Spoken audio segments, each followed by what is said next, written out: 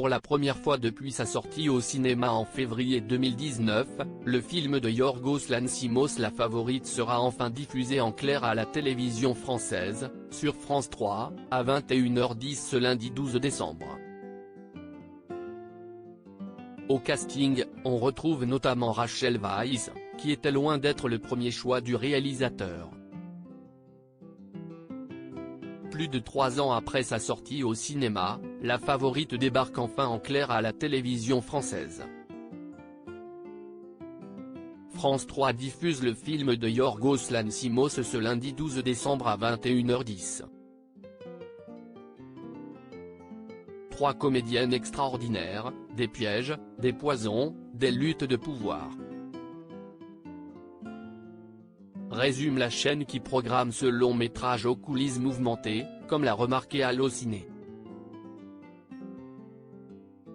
Tout d'abord, pour incarner la reine Anne d'Angleterre, l'actrice Olivia Colman a pris 16 kilos. Sa favorite semble être la confidente de la souveraine, Abigail Hill, jouée par Emma Stone. Un génial trio d'actrices, annonce France Télévisions dans son communiqué, complété par Rachel Weisz. La comédienne a été choisie pour interpréter Lady Sarah. Un rôle qui ne lui était pourtant au départ pas destiné. Choisie après le refus de Dostar en effet, Kate Winslet avait d'abord été engagée en septembre 2015, comme l'avait annoncé Deadline. Mais finalement, après la défection de la star de Titanic et le refus de Cate Blanchett, c'est à Rachel Weisz que le rôle a été confié. Il lui a permis d'être nommée en 2019 dans la catégorie meilleure actrice au BAFTA, au Golden Globe, mais aussi aux Oscars. Mais c'est la star de The Crown, Olivia Colman, qui a été récompensée lors de cette prestigieuse cérémonie, mais aussi à Venise.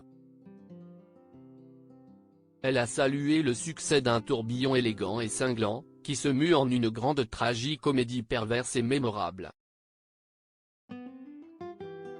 Rachel Weisz est tombée sous le charme de l'histoire même si elle n'était donc pas la favorite du réalisateur grec. Rachel Weisz est tombée tout de suite sous le charme du scénario signé Deborah Davis.